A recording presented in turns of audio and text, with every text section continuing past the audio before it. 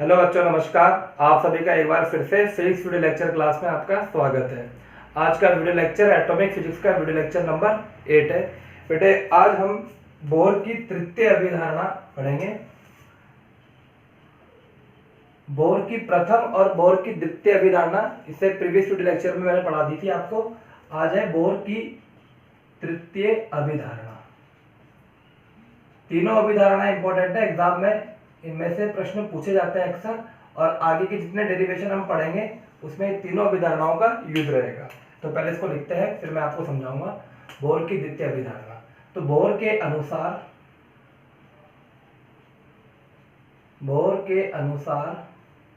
नाभिक के चारों ओर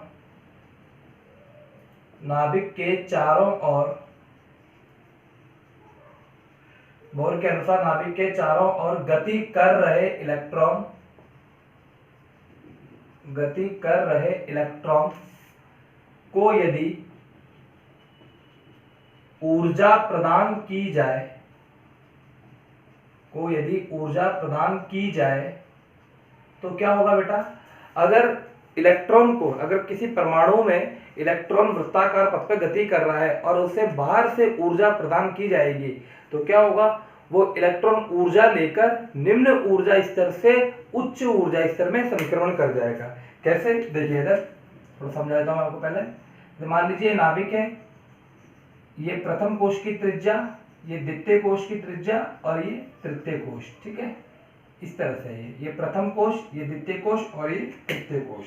अगर सपोज कीजिए कि इलेक्ट्रॉन प्रथम कोश में परिक्रमण कर रहा है, इस तरह से इलेक्ट्रॉन वृत्ताकार मार्ग में गति कर रहा है और इसे बाहर से एनर्जी दे दी जाए तो क्या करेगा, इसके अंदर एनर्जी आ जाएगी।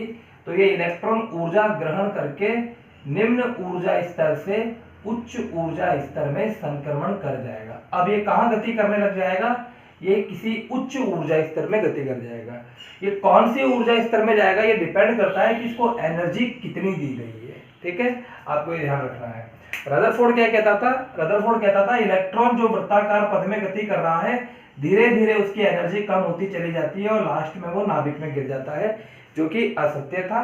बोर ने इस कमी को दूर करा। बोर ने बताया कि इलेक्ट्रॉन खुद अपनी एनर्जी कम नहीं करता है, वो वृत्ताकार पथ में लगातार गति करता रहता है, उसकी ऊर्जा में कोई कमी नहीं आती है, तभी तो वो इस पथ को नहीं छोड़ता है। लेकिन अगर उसी इलेक्ट्रॉन को बाहर से ऊर्जा दे दी जाए, बाहर से एनर्जी ले ले, तो क्या होगा बेटा, वो किसी उच्च ऊर्जा स्तर में संक्रमण कर जाएगा। आज का टॉपिक मेनली यही है, तो इसको कंप्लीट कर लेते हैं। बोर के अनुसार नाभिक के चारों ओर गति कर रहे इलेक्ट्रॉन को यदि ऊर्जा प्रदान की जाए तो वह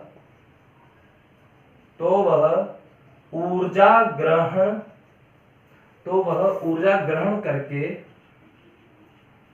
निम्न ऊर्जा स्तर से, ये ऊर्जा स्तर का मतलब कक्षा है, निम्न कक्षा से, ठीक है ना, निम्न ऊर्जा स्तर, क्योंकि यहाँ पर प्रथम ऊर्जा स्तर का मतलब प्रथम कक्षा है, द्वितीय ऊर्जा स्तर का मतलब द्वितीय कक्षा है। इस तरह से यहाँ पर कक्षाओं को ऊर्जा स्तर में विभाजित किया गया है। तो वह ऊर्जा ग्रहण करके निम्न ऊर्जा स्तर से उच्च ऊर्जा स्तर का मतलब उच्च कक्षाओं में, ठीक है ना, उच्च कक्षाओं में चला जाता है। इंपॉर्टेंट बात है बेटा ये, ठीक है। आगे देखिए इसमें इसी प्रकार इसका रिवर्स भी आपको, वाइस वर्सा भी आपको लिखना है। और इसी प्रकार यदि इलेक्ट्रॉन उच्च ऊर्जा स्तर से निम्न ऊर्जा स्तर में संक्रमण करता है तो इन ऊर्जा स्तरों की ऊर्जा अंतराल के बराबर, इसका मतलब मैं अभी समझाऊंगा, पहले आप इसको लिख लीजिए, के बराबर ऊर्जा के फोटोन एक नया वर्ड है, ये ऊर्जा का क्वांटा होता है। ऊर्जा के फोटोन को उत्सर्जित करता है, उत्सर्जित करता है। देखिए यहाँ पर दो स्टेटमेंट लिखे हुए हैं। पहला स्टेटमेंट है कि अगर इलेक्ट्रॉन नाभिक, यहाँ पर नाभिक के चारों ओर वृत्ताकार पथ पर इलेक्ट्रॉन गति कर रहा है, अगर बाहर से ऊर्जा दी जाएगी तो इलेक्ट्रॉन निम्न ऊर्जा स्तर से उच्च ऊर्जा स्तर में चला जाएगा।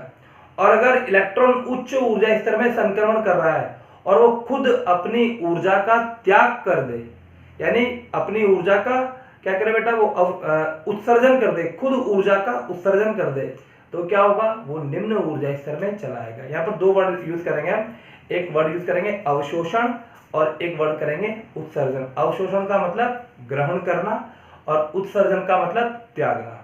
अगर इलेक्ट्रॉन ग्रहण करेगा, खुद के अंदर एनर्जी आ जाएगी, तो कहां चला जाएगा, वो हायर स्टेट में।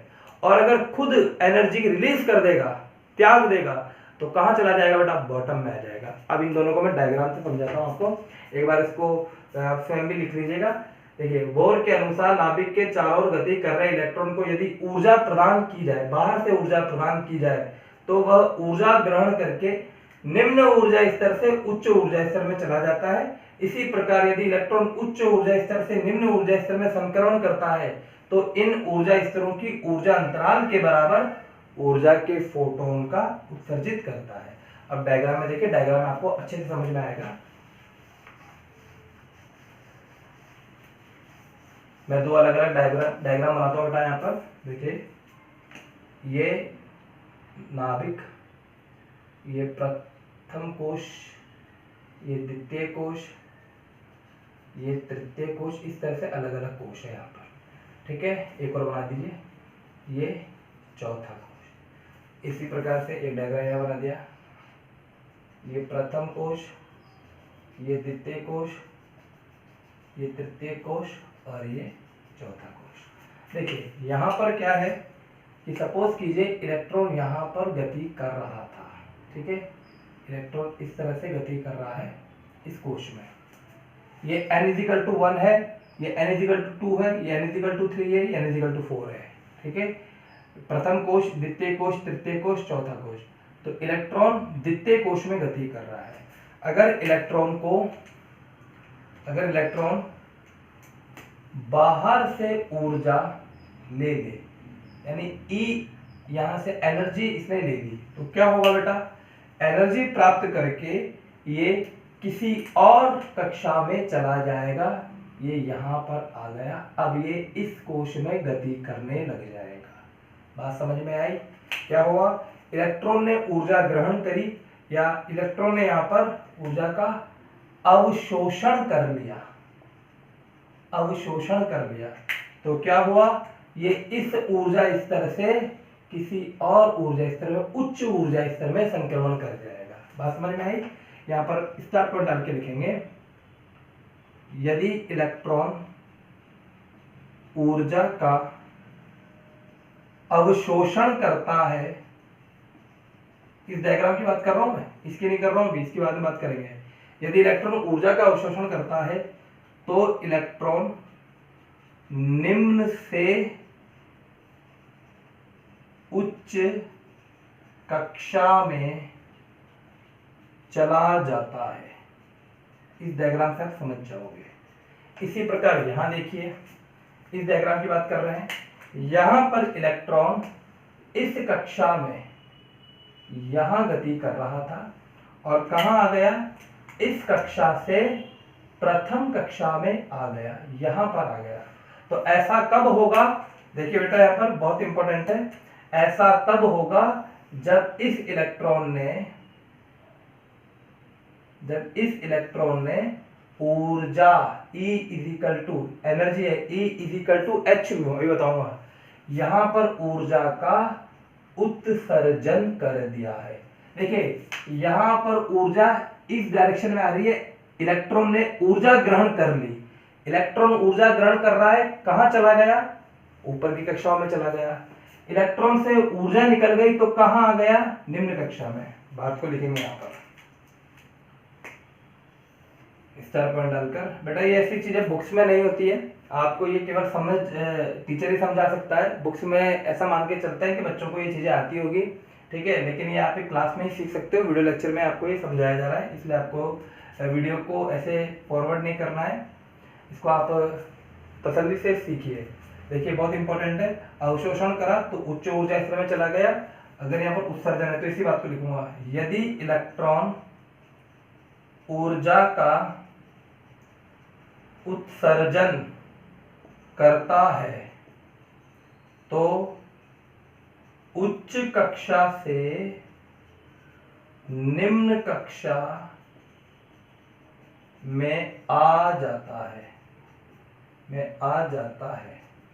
यानी यहां पर क्या हो गया, उच्च से निम्न में। नोट कीजिए, देखिए बेटा सेकंड जो डायग्राम बनाया था वही हमारे आगे के डेरिवेशन में काम आएगा, उसको आपको अच्छे से ध्यान रखना है। डायग्राम इस तरह से था, ये डायग्राम है। अब इसमें मैं थोड़ा सा आपको समझा देता हूं, ये नाभिक है, ये n = 1, n = 2, n = 3, इस तरह से n = 4, n = 5 ऐसे चलता रहता है। तो देखिए यह एक लाइन लिखूंगा मैं, यदि उच्च ऊर्जा स्तर या यदि उच्च स्तर में ऊर्जा En2, इसको ध्यान रखना, ऐसा लिख रहा हूं मैं En2, इसका मतलब है N2 कक्षा की ऊर्जा व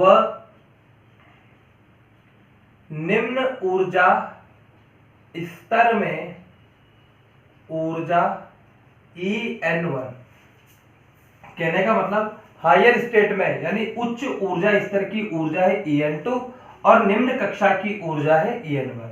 उच्च कक्षा की ऊर्जा En2 और निम्न कक्षा की ऊर्जा En1 हो तो बोहर की तृतीय अभिधारणा से समझना बात को। यहां पर बोहर की तृतीय अभिधारणा क्या कह रही है कि जब इलेक्ट्रॉन, यहां पर इलेक्ट्रॉन है, ये इलेक्ट्रॉन यहां से इस कक्षा में आ गया, ठीक है, तो बेटा ये यहां से आया होगा तो इसने ऊर्जा का क्या करा है, एनर्जी का यहां पर उत्सर्जन करा है, तभी तो ये उच्च कक्षा से निम्न कक्षा में आया है। ये N2 कक्षा है, जो जितने नाभिक से दूर रहेगा उसकी कक्षा उतनी ही ज्यादा रहेगी, ठीक है, वो उतना ही उच्च ऊर्जा स्तर रहेगा। जो नाभिक के जितने पास रहेगा उसकी कक्षा उतनी ही कम रहेगी। तो यहां से N1 2 3 4 5 6 ऐसे चलता जाता है, अनंत तक चलता है ये। तो उच्च कक्षा से निम्न कक्षा में इलेक्ट्रॉन आया तो उसने ऊर्जा का उत्सर्जन करा।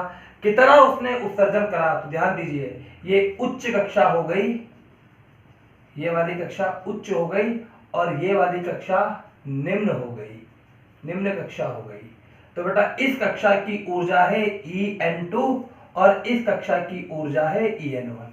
अगर ये पांचवी कक्षा से पहली कक्षा में आता तो क्या लिखते हैं आप, E5 - E1, क्योंकि बोहर ने क्या कहा था कि इन दोनों कक्षाओं में, जिन दोनों कक्षाओं के बीच में संक्रमण हो रहा है, उन दोनों कक्षाओं की ऊर्जा अंतराल के बराबर की ऊर्जा के फोटोन का उत्सर्जन करता है। अर्थात यहां पे लिखेंगे En2, ये फॉर्मूला है, इसको ध्यान रखना होगा आपको, En2 - E1 बराबर h𝛎। ये फॉर्मूला आपने 11वीं क्लास में पढ़ा होगा बेटा, E = h𝛎, फॉर्मूला पढ़ा है। ये E क्या है, एनर्जी, H क्या है, प्लांक स्थिरांक, और 𝛎 क्या है, फोटोन की आवृत्ति। तो यहाँ पर ऊर्जा क्या हो गई, इन दोनों कक्षाओं की ऊर्जा के अंतर के बराबर। मान लीजिए यहाँ की ऊर्जा है -10 इलेक्ट्रोवोल्ट और यहाँ की ऊर्जा है, इसकी ऊर्जा है -2 इलेक्ट्रोवोल्ट, ठीक है, ये -10 इलेक्ट्रोवोल्ट और ये मान लीजिए -20 इलेक्ट्रोवोल्ट। तो इन दोनों का अंतर करेंगे, -10 इलेक्ट्रोवोल्ट -20 इलेक्ट्रोवोल्ट, कैलकुलेट कर लेंगे तो आ जाएगा 10 इलेक्ट्रोवोल्ट। इस ऊर्जा के फोटोन का यहाँ पर उत्सर्जन होगा। तो यहाँ पर फॉर्मूला बन गया है En2 - En1 = h𝛎। दोबारा मैं समझा देता हूँ, ज्यादातर केस में आपको सेकंड डायग्राम ही काम आएगा पूरे चैप्टर में, लेकिन दोनों चीज को समझ लीजिए। पहला जो डायग्राम था उसमें तक इलेक्ट्रॉन निम्न कक्षा से उच्च कक्षा में जा रहा था, ऐसा तभी होगा जब बाहर से ऊर्जा वो खुद लेगा, अवशोषण करेगा। सेकंड डायग्राम आपके इस सिलेबस में और 12th स्टैंडर्ड में ज्यादातर आपके यही काम आएगा। तो उसके अकॉर्डिंग क्या है, उच्च कक्षा से निम्न कक्षा में इलेक्ट्रॉन संक्रमण करता है तो इन दोनों कक्षाओं के अंतर की ऊर्जा के बराबर का फोटोन बाहर निकाल देता है। तो En2 minus En1 is equal to h mu. इसको अगर मैं आगे बढ़ाऊं तो क्या लिख सकता हूं, En2 माइनस En1 बराबर एच म्यू का फॉर्मूला पढ़ा है बेटा, mu is equal to c by lambda. तो ये हो गया, जहां सारी बातें आपको ध्यान रखनी है, जहां H इजिकल टू, यहां से स्टार्ट करते हैं, जहां En2 बराबर उच्च कक्षा की ऊर्जा, En1 बराबर निम्न कक्षा की ऊर्जा। कक्षाओं का विभाजन आप इस तरह से ध्यान रखना, जो नाभिक के जितने पास होगा, ये पहली कक्षा, दूसरी कक्षा, तीसरी कक्षा, चौथी कक्षा। अगर मैं 1 और 2 की बात करूं तो 2 उच्च कक्षा है और 1 निम्न कक्षा है। अगर मैं 2 और 3 की बात करूं तो 3 उच्च कक्षा हो गई और 2 निम्न कक्षा हो गई। समझ गए होंगे आप लॉजिक। म्यू फोटोन की आवृत्ति और लैम्डा फोटोन की तरंग दैर्ध्य। नोट करो बेटा इसको। अब इस नीचे का दिखने होगा बेटा, लिखा था फोटोन की तरंग दैर्ध्य, इसको नोट कर लीजिएगा। अब मैं इसको रफ कर रहा हूं।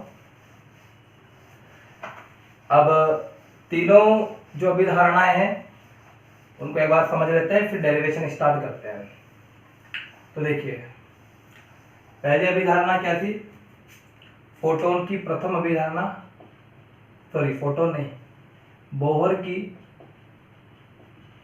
फर्स्ट अभिधारणा। जल्दी से इसको रिवाइज करा देता हूं मैं आपको।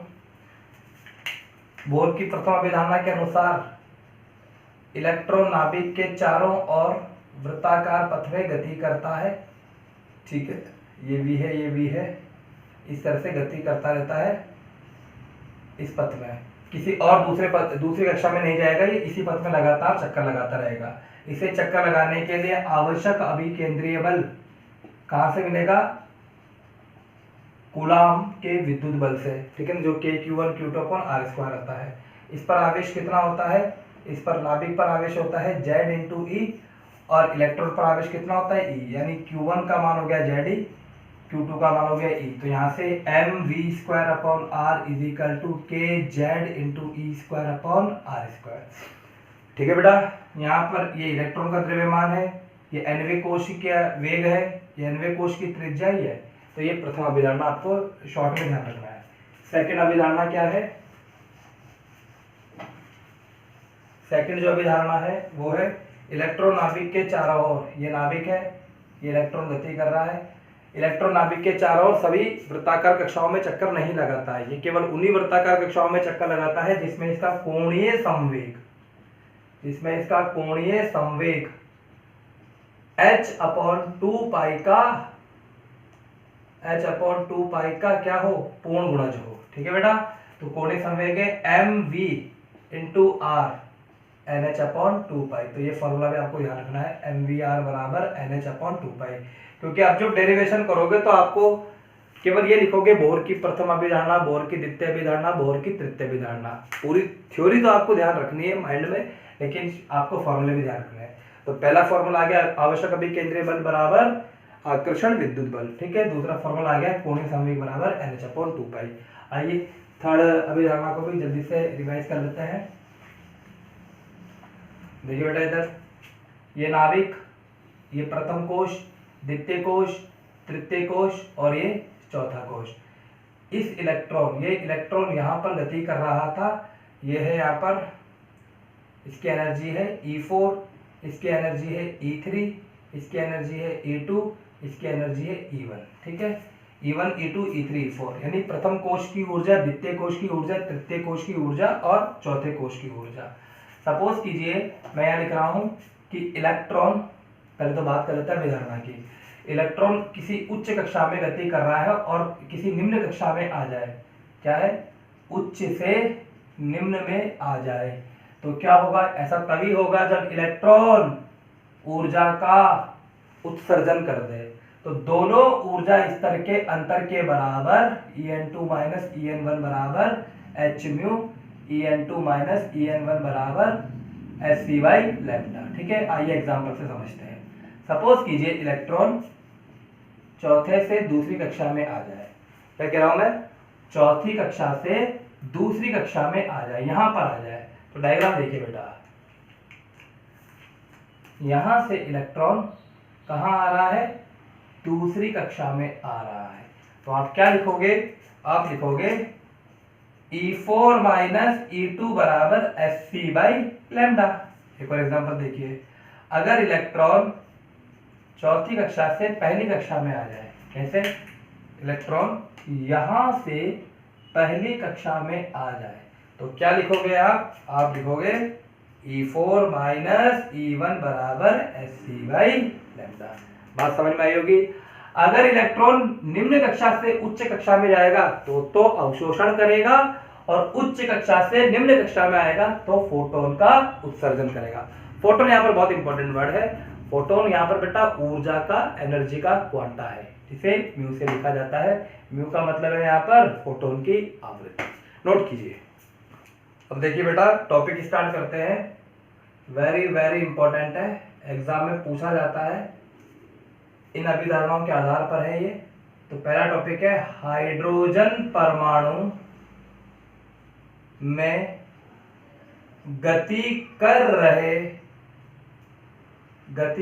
रहे इलेक्ट्रॉन की nवीं कक्षा, nवीं का मतलब है पहली भी हो सकती है, दूसरी भी हो सकती है, तीसरी भी हो सकती है, चौथी, पांचवी, कोई सी भी कक्षा, nवीं कक्षा में वेग, या इसे चाल भी कहते हैं।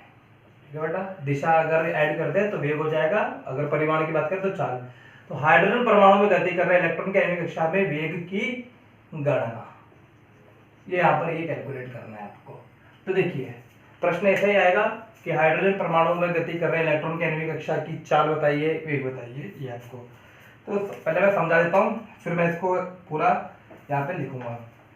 तो होता क्या है कि ये नाभिक है, ये प्रथम कोश, द्वितीय कोश, तृतीय कोश।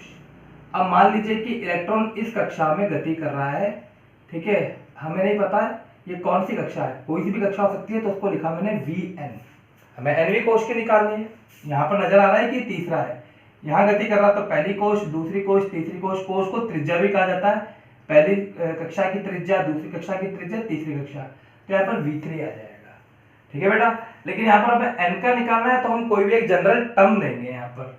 ठीक है, अच्छा इस कोश की त्रिज्या कितनी होगी? तो त्रिज्या नाभिक से मापी जाएगी, तो ये हो जाएगी Rn। ठीक, तो आप सबसे पहले लिखोगे, जब इस डेरिवेशन में, अभी आपको लिखना नहीं है, केवल मैं समझा रहा हूं, बोहर की फर्स्ट अभिधारणा से। तो भाई साहब ने क्या बात बोली थी, बोहर अंकल ने? इन्होंने कहा था कि इलेक्ट्रॉन नाभिक के चारों ओर जब गति करता है तो आवश्यक अभिकेंद्रीय बल कहां से मिलता है? विद्युत आकर्षण बल से। तो mv² upon r is equal to k q1 q2 upon r square. तो mv² upon r is equal to k, q1 की जगह z इंटू e अपॉन r स्क्वायर। आप चाहो तो इसको nv लिख सकते हो, यहाँ पर मैंने n लिख दिया। ठीक है बेटा, तो rn से एक rn कैंसिल आउट हो जाएगा, तो क्या बचेगा? MEVN square is equal to KZE² upon RN।